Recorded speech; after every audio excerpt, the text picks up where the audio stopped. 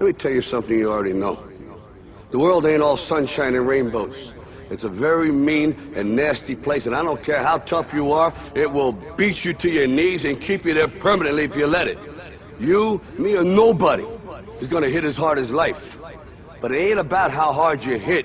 It's about how hard you can get hit and keep moving forward. How much you can take and keep moving forward.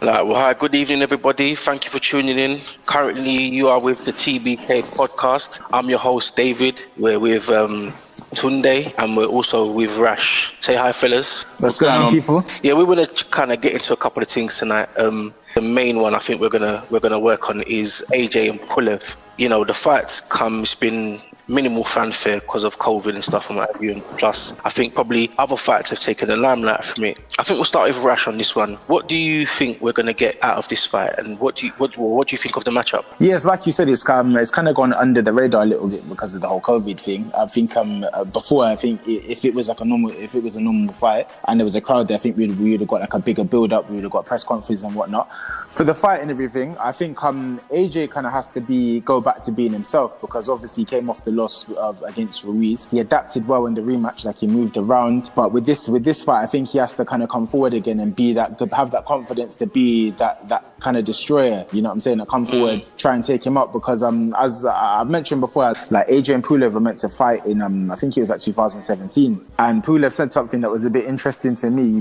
He said fighting AJ in a UK crowd is going to be terrifying. That's a strong choice of words to use for a fighter. That sounds like he was scared. So, but now I think because Pulev has seen AJ get beaten up by Andy Ruiz and everything, I think it would give him a bit more confidence. I don't think if AJ goes in there and tries to box and move with him, I think Pulev will be used to that. But if he goes in there and sticks it on him and hurts him early, then Pulev will start to have those doubts again, and he will slowly start to unravel. Yeah, I agree with that as well. I mean, I think it's quite evident that he's a lot more of a functional fighter than anything else. But you know, it is questionable of a contender's mentality that he says fighting a guy as an away fighter is what was it? Terrifying. Yeah, those are the words he used. He said it was going to be a terrifying experience, and to me, that just rang mad alarm bells. And then even then, he ended up pulling out the fight. Apparently, he was injured. Me personally, I'm not even going to lie. I don't think he was injured. I think he was.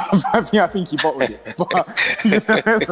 But now I think because he's seen that AJ got Tump up by Ruiz, he's like, actually, I can beat this guy. Yeah, that's just my personal opinion. I could be wrong, I could be right, but that's just how I see it. Tunde, as we look at this matchup, what do you actually think Pulev's bringing to the table? To be honest, Pulev is a straight up and down fighter. He's got the really good fundamentals. He's a bit rigid, but he's got a really good jab. You know, he's got a very good amateur background. The only thing is like, what, he's 39, 40? Yeah, he's getting on a bit. Yeah, so the thing with Pulev is that I really don't think that he thinks that he can. Definitely the first time round, because like Rash said, I think he bottled it. However, you know, with Ruiz putting it on AJ that time, he may feel like, okay, you know what, I can have a bit of a go here. The problem is though, AJ is not somebody that you can, that you think you can just ragdoll. You can't do it. I think he'll get sparked out within 6 rounds. Okay, so we're going for predictions already. Okay, listen, we're going to come to that. Yeah, I think AJ he'll use the ring. He's got a very good jab. The only thing that slows him down a little bit is that his lack of head movement. But I truly believe that in the past year he's worked on a lot of things, and he's a very intelligent fighter, and I don't think he gets enough credit for that. So, everybody wrote him off when he fought Ruiz, and Ruiz put it on him. But before that, he controlled the fight and he put together a wicked combination to knock down Ruiz. But going back to Pulev, I don't think Pulev is as fast with his hands as Ruiz, and I think he's very functional. He's a very up and down fighter, so he will go through the motions. AJ will do him, and Pulev isn't a better fighter than Povetkin. Touching on what you said just there about Pulev versus Ruiz's style, we've got to remember also as well, AJ he shrunk to Ruiz's height and level, if you could say it like that. And in the second fight, he fight at long range rather than close range. With Pulev, there's no choice about the fact that he fights everybody at long range. So I think right away, in terms of the similarities to what we saw with Ruiz versus what we will get with versus Pulev, it's not comparable unless we go on to the second Ruiz fight. Yeah. Also another thing is as well, just to compare the styles as well. AJ's kind of always struggled with shorter fighters. You know what I mean? He struggled a bit with Takam. He didn't lose many rounds, but he struggled. Povetkin broke his nose and was sticking on him in the first couple of rounds. Even if you go back to the amateurs, you got stopped by like a shorter fighter. Do you know what I'm saying? So he's always kind of struggled with those type of fighters. So he doesn't get enough credit for switching up his style in the rematch. Yeah, I mean, I know some stupid people will be like, oh yeah, he was running, he was this, that, and the other, but he wasn't really running because he was still throwing punches. You know what I'm saying? He was still counting him every time he was coming in. So that's not running. That's just boxing and moving. The other thing is with those two, like as Ratch touched on, those two fights he had with Takam and with Ruiz, those were replacements. He had very little time to get used to, to work in a new plan. So he bulked up for. Big Baby Miller. Miller, the one that sticks drugs in his backside. Yeah. You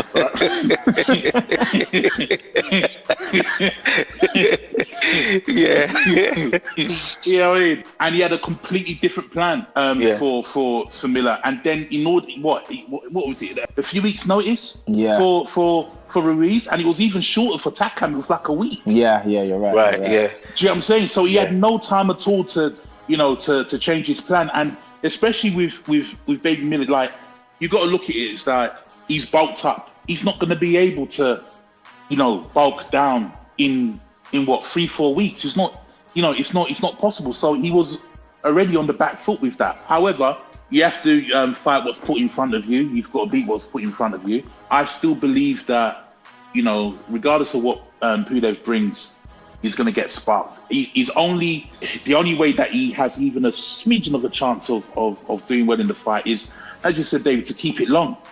But he's going to get caught. He'll get caught and he'll get dealt with. Like at some point, and here's the thing, AJ's the champion, right?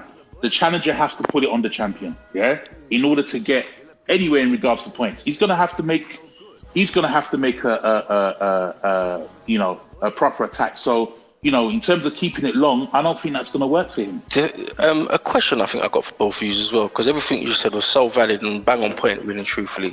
But another question I think I got for both of you is, now, the first time around he was terrified in his own words. And then after that as well, he's all of a sudden seen AJ get handled by Ruiz. Also, I think, can we throw in the fact that he's a top-ranked fighter and him and Fury are now technically stablemates?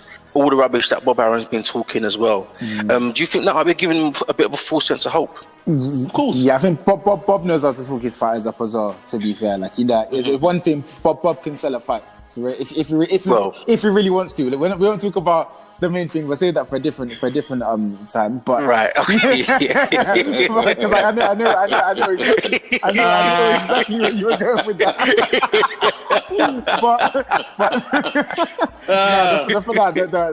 On general consensus is Bob can sell a fight. You know what I'm saying? And he knows most of the time he'll know how to sell his fights, especially if they're of the lighter side, let's say. So I think he's already been talking up Pulev a little bit as well, trying to say, oh yeah, Pulev's going to destroy AJ, and AJ and Fury's not going to happen next year because Pulev's going to win. But I personally just can't see it, because I think like Tunde said, he is very straight up and down, and usually AJ does well with those type of fighters. So yeah, I feel like that's what it is, and I feel like Pulev probably needed that confidence boost from Bob anyway. Really. Another thing is as well. I mean, to be fair to Pulev, he's only been stopped once, and that was by Vladimir Klitschko. We know that AJ can. We now know that he can switch styles and whatever. Do you think that if he recognises that he's not going to get the guy out of there, although to be honest with you, I do think he will, but do you think if he realises he's not going to get that guy out of there, he will have the presence of mind to change it up rather than panic? That's a good question, because he's not really had to. Has he had to adjust mid-fight? Not most of the time. Most of the time, he follows a good game plan. I think against Parker, I think the referee kind of forced him to fight a fight where it was just jab, jab, jab, and then he stuck to his jab.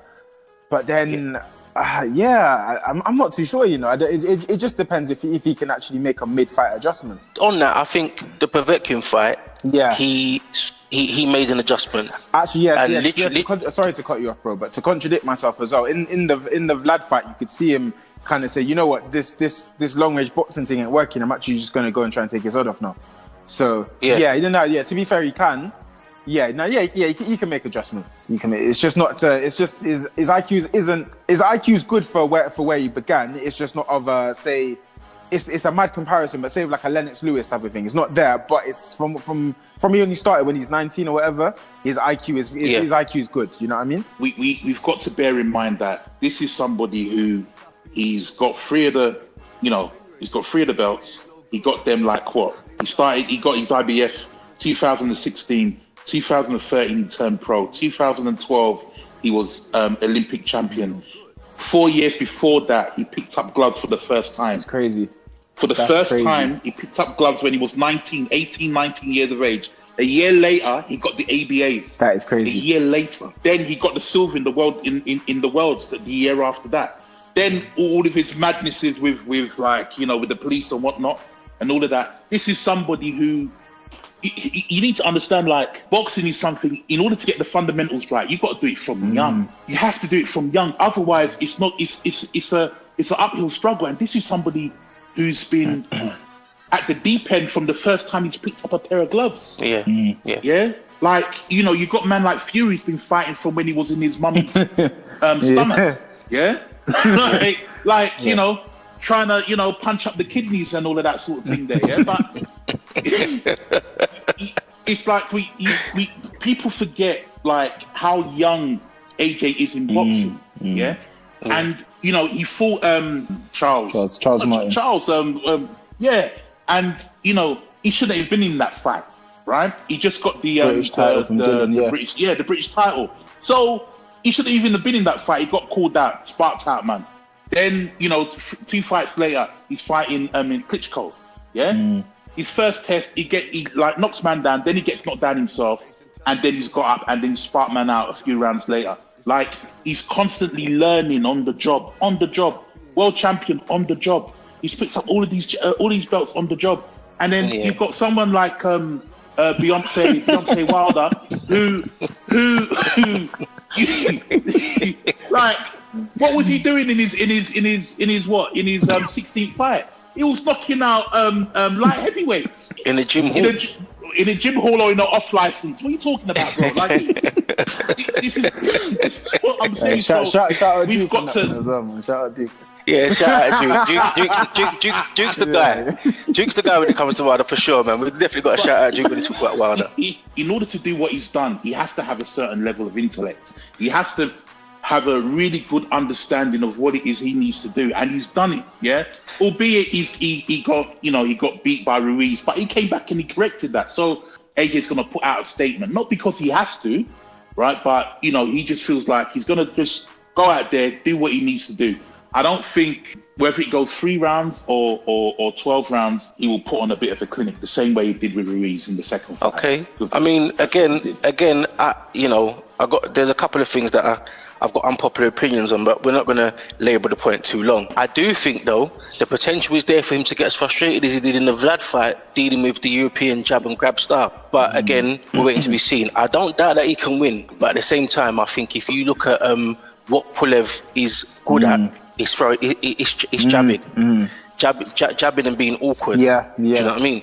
I think if AJ works his way around that, it'll be comfortable. Sorry, I think that Rash mentioned this earlier. If AJ does a job on him early, like and I'm not even saying knock him out, but just hurt him, like just punch him, just to set the tone. Quickly then, predictions. Rash. I've got AJ probably winning after about round 5, probably stoppage, if not points. But I think like you said, he might get a little bit frustrated at times, but I think he can find a stoppage because Pulev ain't no spring chicken no more. So yeah, once he gets hit a few times, I think he'll start to crumble. So yeah, AJ after 5. AJ within 6, and Pulev to get a broken nose. Hopefully gets knocked out of the ring.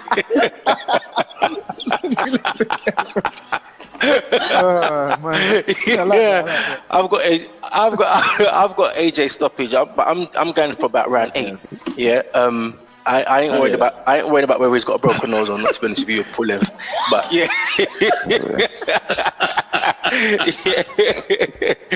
All right, guys. Well, it's been a good run. Again, I'm David. We've had Rash. We've had Tunde, and this is the TBK podcast.